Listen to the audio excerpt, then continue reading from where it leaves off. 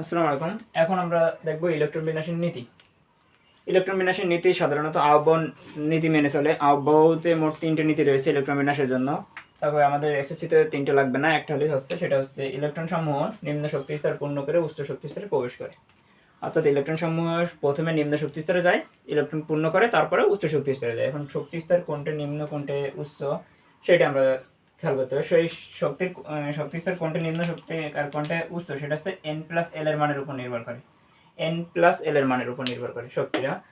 n+l এর মান যার কম, n+l এর মান যে শক্তি স্তর বা উপশক্তি স্তরের কম সে আছে নিম্ন শক্তি স্তর বা নিম্ন উপশক্তি স্তর, আর n+l এর মান যার বেশি সে উচ্চ উপশক্তি স্তর। এখন দেখি এখানে এক জায়গায় রয়েছে 4s আর 3d।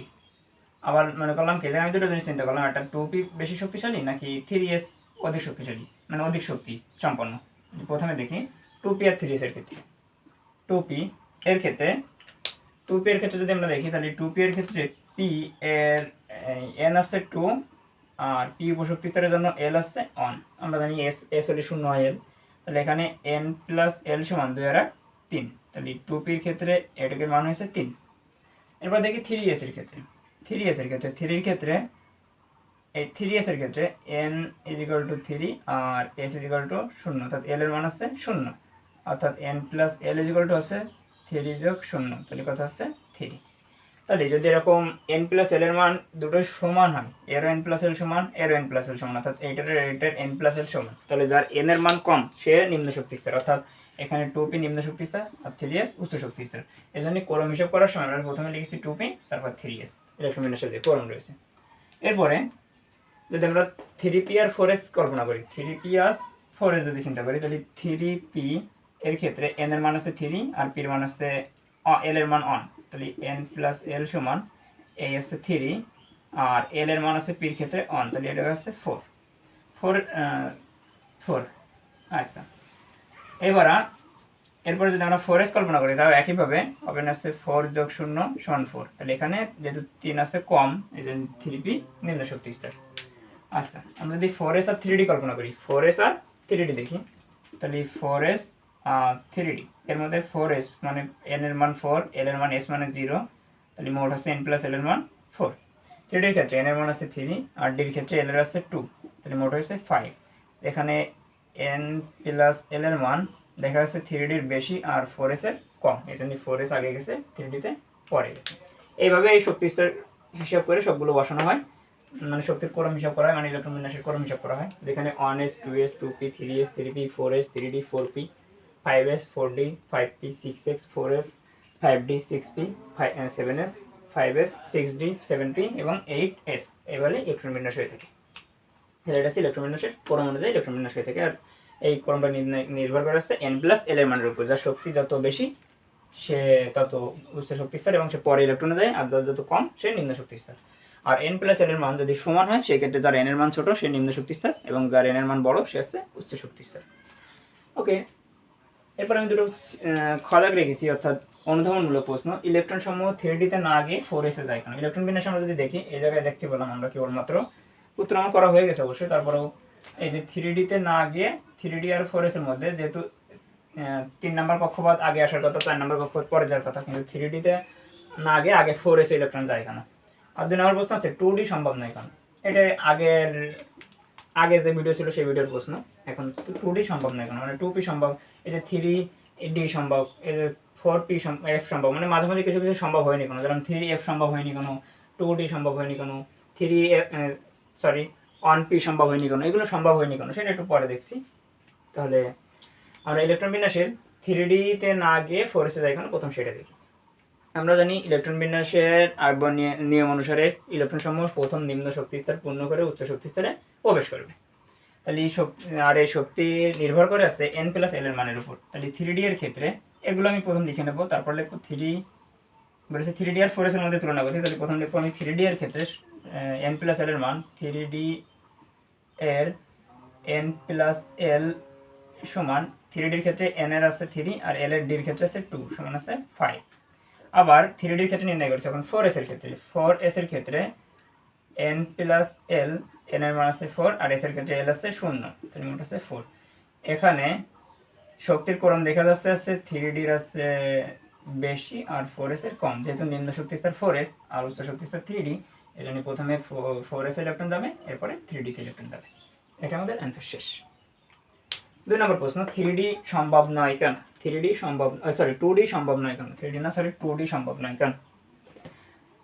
আমরা জানি এসপিডিএফ মানে কোনটা 1s 2s 2ps এটা নির্ভর করবে, এটা নির্ণয় করা আছে এল এর মানের উপর। কিসের মানের উপর? এল এর মানের উপর। 2D এর ক্ষেত্রে 2D এর ক্ষেত্রে এটি 2 নম্বর কক্ষপথ। কয় নম্বর? যদি n এর মান 2, তাহলে n এর মান 2, n এর মান 2 মানে 2 n সমান 2, অর্থাৎ 2 নম্বর কক্ষপথ।